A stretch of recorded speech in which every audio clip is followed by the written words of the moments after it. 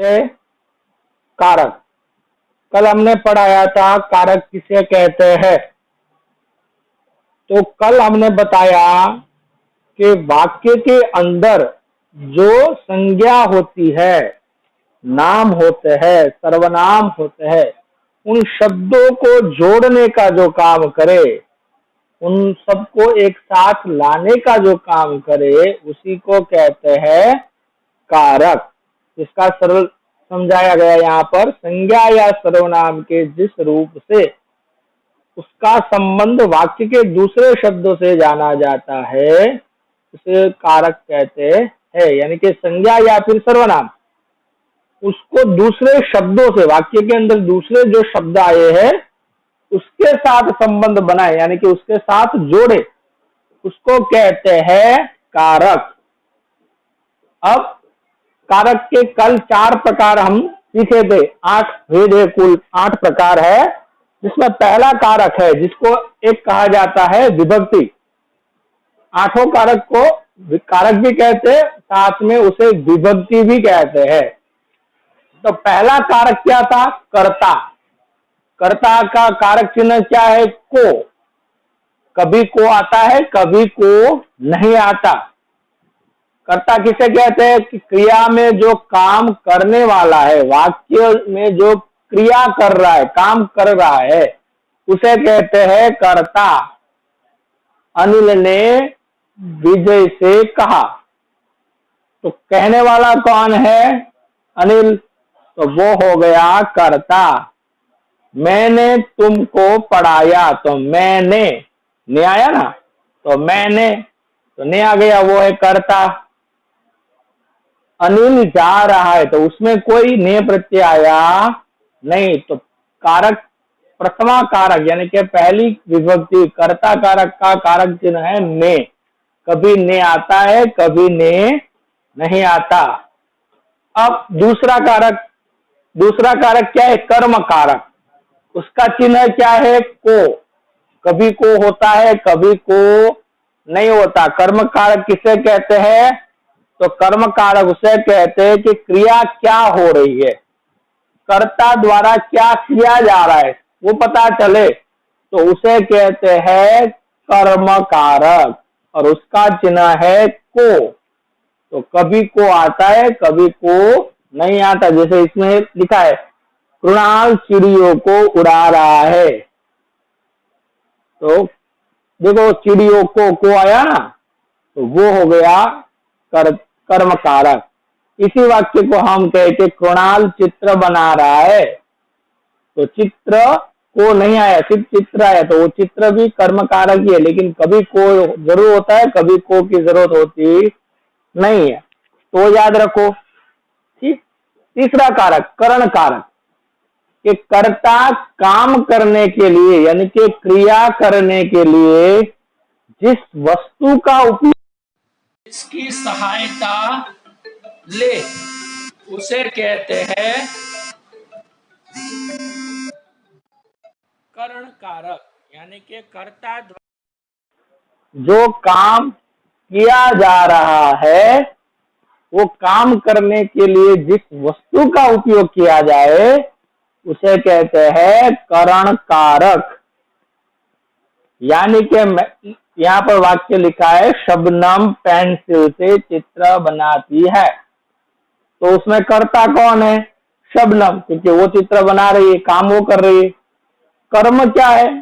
तो क्या बना रही है? तो चित्र पता चला हमें, तो वो हो गया कर्म कारक। अब किससे बना रही है? किससे, ये क्वेश्चन अब पूछो। क्या बना रही पता चले। देखो कोई भी कर्ता कर्म करण ये जानना हो तो क्वेश्चन पूछो अपने आप में।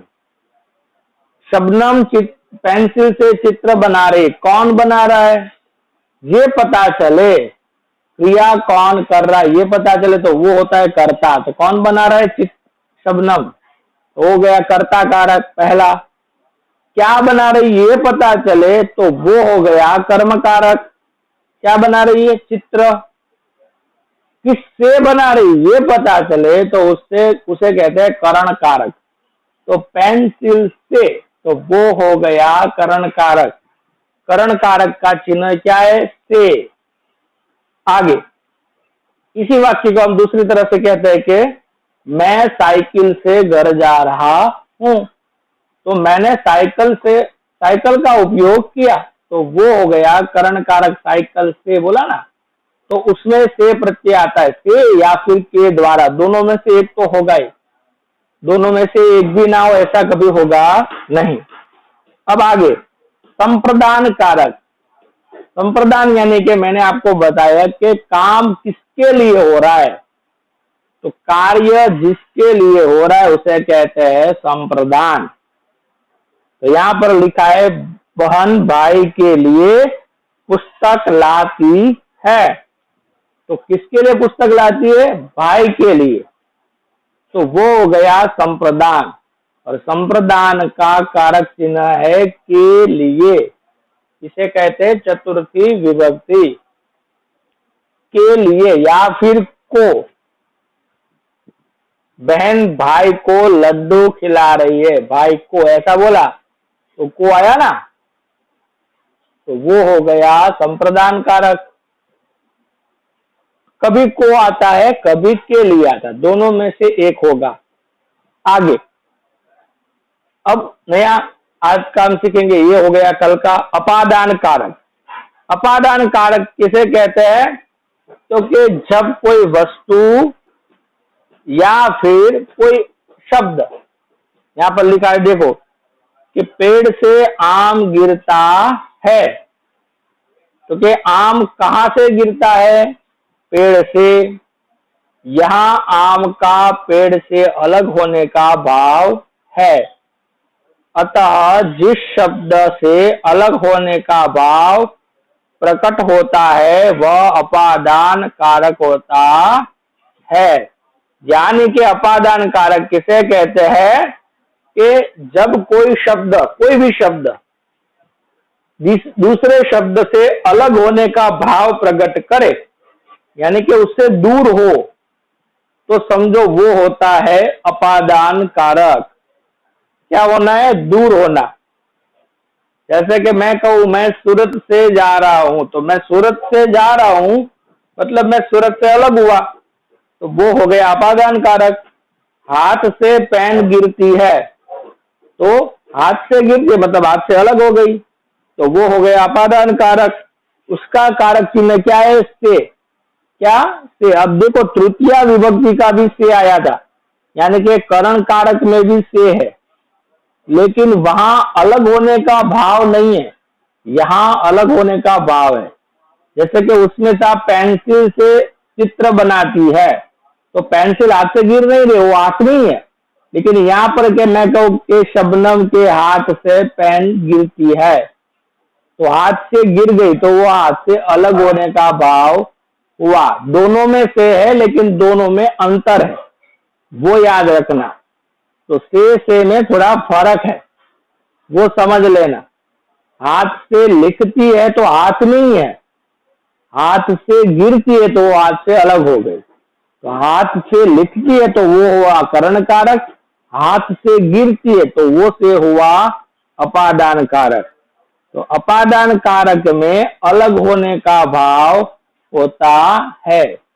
दूसरा इसमें बताया नहीं, लेकिन मैं आपको सिखाना चाह रहा हूं कि अपादान कारक में किसी का डर बताना हो, भाई हम किससे डरते हैं ये बताना हो ना, तो वो भी अपादान कारक में आता है कि जंगल में शेर से सब डरते हैं, तो वहां पर आया ना शेर से। क्लास में सर से डरते हैं, सर से। घर में पापा से डरते हैं, तो वो से आता है ना, तो वो भी अपादान कारक में आता है। उस डर को नहीं बताना तो भी से आए तो भी वो अपादान कारक है कि मैं पापा से नहीं डरता, तो वो भी से आया तो वो भी अपादान कारक ही होगा, तो वो याद रखना। अब आगे की विभक्ति है संबंध कारक, लेकिन फिर भी अपादान कारक के कुछ एग्जाम्पल समझो। यहाँ पर देखो पेड़ से आम गिरता है, तो पेड़ से आम गिरा तो वो पेड़ से अलग हो गया। जैसे कि मैंने अभी वाक्य कहा मैं घर से जा रहा हूं, तो मैं घर से जा रहा हूं मतलब मैं घर से अलग हो गया। अगर घर से जाऊंगा तो घर से तो अलग ही होगा, तो वो हो गया अपादान कारक। तो वो याद रखना। मैं ट्रेन से जा रहा हूँ, ऐसा से आया तो मैं ट्रेन से अलग नहीं हो रहा हूं, मैं ट्रेन में ही हूं, तो वो से करण कारक है। लेकिन मैं ट्रेन से जा रहा हूँ, वो इस ट्रेन का उपयोग किया इसलिए वो करण कारक। लेकिन कोई कहे कि ट्रेन से गिरता हूं तो ट्रेन से अलग हुआ, मैं ट्रेन से उतरता हूं तो ट्रेन से अलग हुआ, तो वो से हुआ अपादान कारक। अपादान कारक और करण कारक दोनों में से आता है, लेकिन हमें याद रखना एक में साथ जुड़ा हुआ है, एक में अलग होना है, तो वो याद रखना है हमें। वो कभी कंफ्यूजन करना चाहिए नहीं। अब आगे की विभक्ति जिसको षष्ठी विभक्ति कहते हैं, तो उसका नाम है संबंध कारक। संस्कृत में इसे कारक भी नहीं कहा जाता क्योंकि इसमें कोई क्रिया की जरूरत नहीं होती है। बाकी 5 विभक्ति हमने पढ़ी ना, कर्ता, कर्म, करण, संप्रदान और अपादान, उस सभी में क्रिया कुछ ना कुछ होनी चाहिए। लेकिन संबंध में क्रिया की कोई जरूरत होती नहीं, इसलिए संस्कृत में इसे कारक कहा जाता नहीं, सिर्फ संबंध किया जाता है। लेकिन हिंदी में इसे संबंध कारक कहते हैं। तो उसमें क्या लिखा है देखो, शहनाज के बाल लंबे है, तो किसके बाल लंबे हैं? शहनाज के। तो बाल का संबंध किसके साथ है? शहनाज के साथ। तो इसीलिए उसे कहा जाता है संबंध कारक, क्योंकि उसमें संबंध दिखाया जाता है। देखो यहां पर इसकी व्याख्या यानी कि उसका डेफिनेशन लिखा है कि किसके बाल लंबे, तो शहनाज के। यहाँ शहनाज और बाल के बीच संबंध बताया जा रहा है। अतः जहां एक शब्द का दूसरे से संबंध बताया जाए वह संबंध कारक होता है। संबंध कारक के विभक्ति चिन्ह क्या क्या है? तो उसमें लिखा है का, के और की, रा, रे और री। 6 कारक चिन्ह है, सबसे ज्यादा इसमें है। तो याद रखना का, के और की कौन कौन से उपयोग है? का, तो पहले का मैं वाक्य समझा दूं। अनिल विजय का मित्र है, तो का शब्द है ना, अनिल विजय का, किसका मित्र है? विजय का मित्र है, तो का शब्द आया। अब कैसे समझो, वह उसके चाचा है, या फिर नाम लिख दो सर्वनाम की जगह, वह राम के चाचा, ये तो के आया। वह अनिल की बहन है, की आया, संबंध बताया ना। तो का, के और की आ गया। का कौन है? कि वह राम का मित्र है, वह अनिल के चाचा है, वह उसकी बहन है, तो का, के और की का सब आ गया वाक्य। अब रा, वह मेरा भाई है, वह तेरा भाई है, तो राया, मेरा, राया या फिर तेरा। वह तेरी सखी है या सहेली है, तेरी, रियाया, या फिर मेरी बहन है या मेरी माँ है, तो रियाया, संबंध बता रहे हैं ना हम। वह मेरी पेंसिल है, मेरी बुक है, या फिर रे, वह मेरे अंकल है, मेरे चाचा है, वह मेरे पैसे है, वो मेरी जगह है। तो ये सारे शब्द का, के, की और रा, रे और री, ये संबंध बताने के लिए एक दूसरे का उपयोग किए जाते हैं, इसलिए इसे कहा जाता है संबंध कारक। समझ में आया? आगे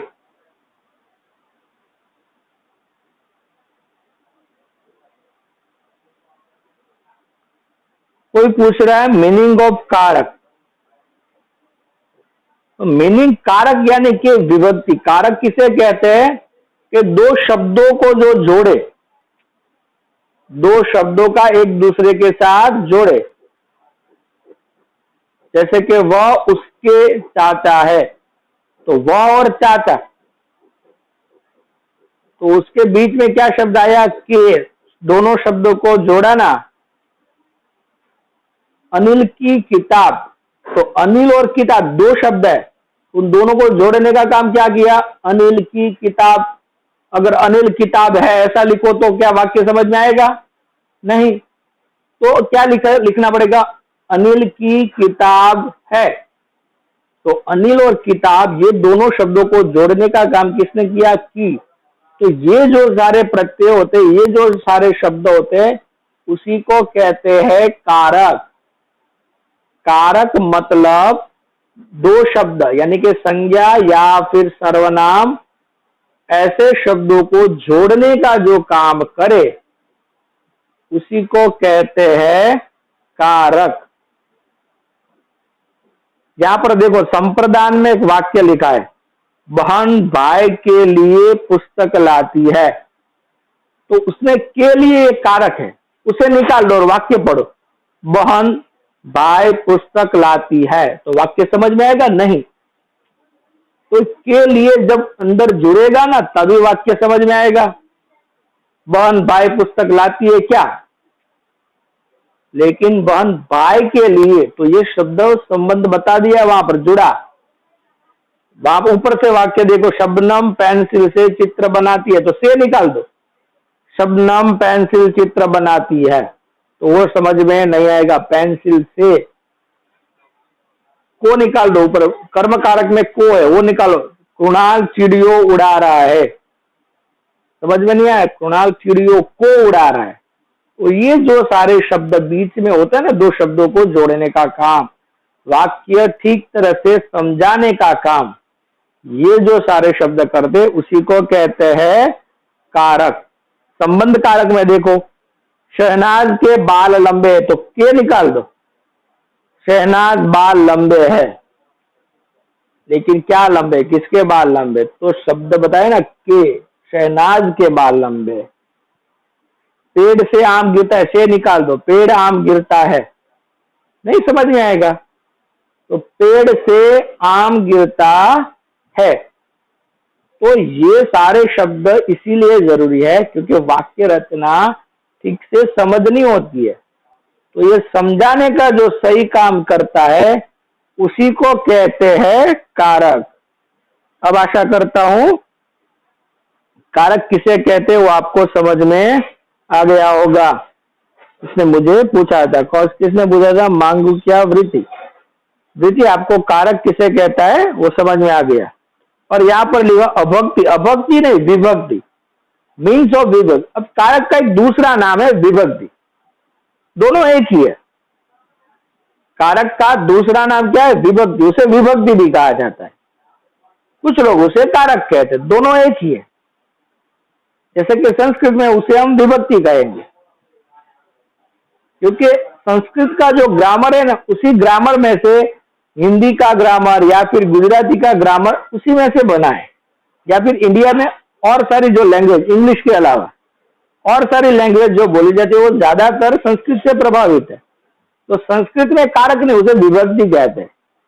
तो इसीलिए इसके विभक्ति के अलग अलग प्रत्यय बना दिए जिसे हम कहते हैं कारक। ओके, चलिए अब आगे चलते हैं। अधिकरण कारक, सप्तमी विभक्ति, साथ लिखा है यानी कि सप्तमी विभक्ति। टोकरी में फूल रखे हैं, पेड़ पर ध्यान से बैठ चढ़ो।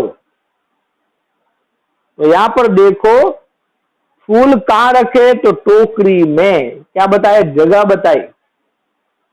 कहां ध्यान से चढ़ो? पेड़ पर।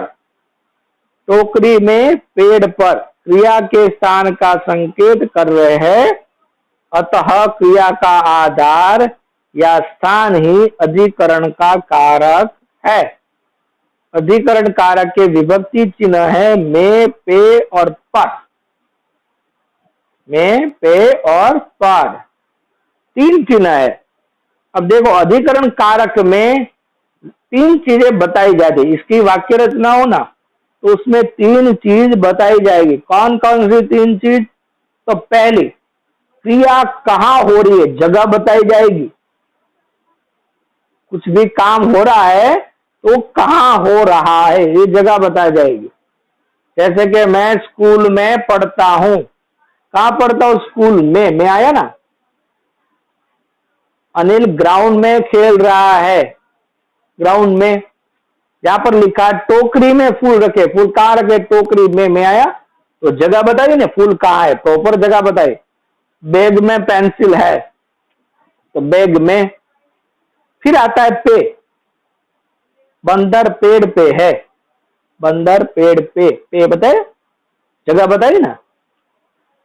उसी तरह से समय दिखाने के लिए, समय हम जो काम कर रहे हैं ना वो किस समय हो रहा है,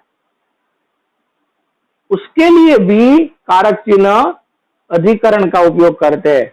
मैं सवेरे में उठता हूं, मैं सवेरे उठता, ऐसा भी हम कहते हैं, लेकिन वो जगह समय दिखाने के लिए भी सप्तमी विभक्ति यानी कि अधिकरण का प्रयोग किया जाएगा। मैं 5 बजे स्कूल जाता हूं, तो वो हम समय बताते हैं। आगे कहते हैं पेड़ पर आया, तो मैं, पे और पर, इन शब्दों का जब उपयोग किया जाए तो वो होता है अधिकरण कारक।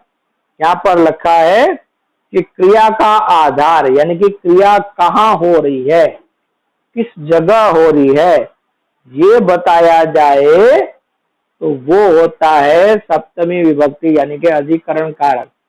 अगर हम किसी सब्जेक्ट के बारे में बात करें, कमजोर या फिर वीकनेस बताए, तो वो भी हम अधिकरण में बताते हैं कि अनिल चित्र में होशियार है, तो किसमें होशियार है? चित्र में।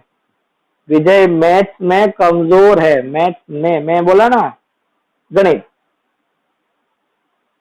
विजय, अनिल को विज्ञान में अच्छी रुचि है, विज्ञान में। तो ये सारे शब्द अधिकरण में उपयोग किए जाते हैं। अब आगे संबोधन कारक। संबोधन कारक किसे कहते हैं? तो संबोधन कारक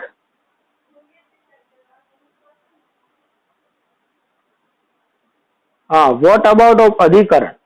अधिकरण यानी कि बताया गया ना मैंने कि अधिकरण उन्हें उसे कहते कि क्रिया कहां हो रही, क्रिया का आधार क्या है, किस जगह हो रही, ये जो बताया ना तो उसी को कहते हैं अधिकरण।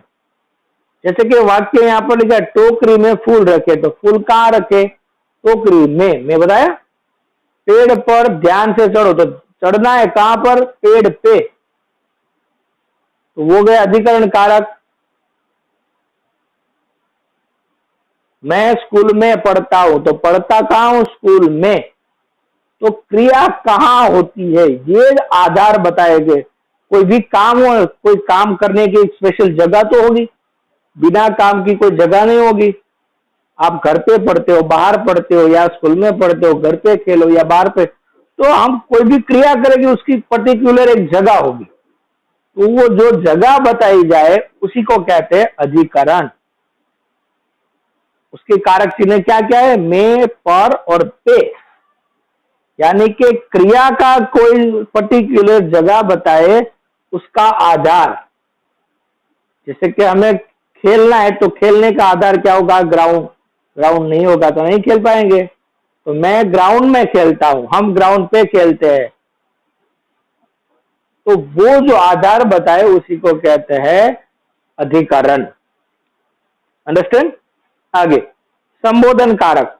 तो संबोधन कारक यानी कि देखो यहां पर लिखा मनु कृपया मेरी मदद करो, अरे तुम कितना शोर मचा रहे हो। तो यहां पर लिखा है इन वाक्यों में मनु और अरे का प्रयोग संबोधन के रूप में किया गया है। किसी को बुलाने या पुकारने के लिए जिन शब्दों का प्रयोग हो वहां संबोधन कारक होता है। संबोधन कारक के विभक्ति चिन्ह है हे और अरे। अब सिंपल तरीके से समझो, संबोधन किसे कहते हैं? तो संबोधन हमारे पास में कोई खड़ा है, हमारी बात नहीं सुन रहा है, और उसका ध्यान आकर्षित करने के लिए उसे हमारी बात सुनाने के लिए हम उसे पुकारते हैं, तो वो होता है संबोधन। जैसे कि क्लास में कोई टीचर पढ़ा रहे, अब कोई बच्चा दूसरी चीज कर रहा है, उसका ध्यान नहीं है, तो सर उसका नाम बुलाएंगे, तो इधर ध्यान दे, तो वो हो गया संबोधन। उसका नाम होगा कि महेश, कहां पर ध्यान है, तो महेश वो पुकारा ना, वो हुआ संबोधन कारक। उसका नाम है अनीता, यहां पर ध्यान दो, तो जो बोले अनीता वो हुआ संबोधन कारक। सभी का ध्यान है कि अरे सभी यहां पर ध्यान दो, तो वो हुआ संबोधन कारक। आप ब्रेक के टाइम पे बाहर खाना खाने बैठते हो, तो खाना खाने के टाइम पे आप सभी बातें करते हो, तो मानो कि उसमें से किसी का ध्यान नहीं है, आपको कुछ अच्छी बात सुनानी है, तो आप अपने दोस्त को ध्यान नहीं होगा तो क्या उसे नाम दोगे, पुकारोगे, तो इधर ध्यान दे, तो वो हुआ संबोधन। संबोधन कारक जब लगाना, संबोधन जब हम बोलते हैं तो उसके पीछे हमेशा उद्धरण चिन्ह, ये वाला चिन्ह जो यहाँ पर मनु के पीछे और अरे के पीछे लगाया हुआ ना, वो हमेशा लगाना पड़ेगा, तो वो याद रखना। संबोधन कारक यानी कि हमेशा रिश्वत। What about of meaning of 7 और 8 कारक। ओके, फिर से कहता हूं, अधिकरण कारक यानी कि काम जहां हो रहा है, हम कुछ भी काम करें तो उसके लिए कुछ आधार चाहिए हमें। जैसे कि आपके पास बुक है, बुक रखने के लिए क्या चाहिए आपको, बैग चाहिए, तो हम क्या कहेंगे, बैग में बुक है, तो बुक कहां है, बैग में। कंपास बॉक्स होता है, उसमें आप पेन पेंसिल रबर सब कुछ रखते हो। कोई आपके पास आए कि मुझे पेन चाहिए, तो हम क्या कहते हैं, मेरी कंपास में है, तो वो पेन रखने का आधार क्या है, कंपास। आपके घर पे कोई आए आपके बारे में पूछे, तो अब वो मम्मी पापा कहते हैं ग्राउंड पे है, तो पे आया ना, मैदान पे खेल रहा है या खेल रही है, तो वो जो काम का आधार बताए उसी को कहते हैं अधिकरण कारक, जिसको हम संस्कृत में सप्तमी विभक्ति कहते हैं। और 8वीं विभक्ति यानी कि संबोधन कारक। संबोधन कारक यानी कि किसी को पुकारना है, किसी को पुकारना है, कि किसी का ध्यान हमारी तरफ नहीं है, तो हम उसे पुकारते हैं कि इधर ध्यान दे। जैसे कि मानो कि 2 सहेली है, एक का नाम है नीता और एक का नाम है अनीता। नीता कुछ बात कर रही है, अनीता का ध्यान इधर है, तो वो क्या कहेगी, अनीता इधर ध्यान दे, मैं ये बता रही हूं, तो वो हुआ संबोधन। आप कुछ काम कर रहे हैं, मम्मी आपको बुला रही है, आप सुन नहीं रहे, तो जोर से बोलेगी, आपका नाम बोलेगी, तो वो हुआ संबोधन कारक। संबोधन कारक यानी कि किसी को पुकारना, किसी को अपनी तरफ ध्यान लाने के लिए हम पुकारते, उसका ध्यान हमारी तरफ आकर्षित करने के लिए, हमारी बात वो सुने, इसके लिए जो हम बोलते हैं ना, उसी को कहते हैं संबोधन कारक। आशा करता हूं अब आपको ये समझ में आ गया होगा। 7 और 8 कारक किसने पूछा था मुझे, हाँ, रिश्वत तरपासिया, तरपासिया ऐसा लिखा है। ओके, विश्व आपको समझ में आ गया ना। ओके, चलिए अब आगे हम जान गए। तो यहां पर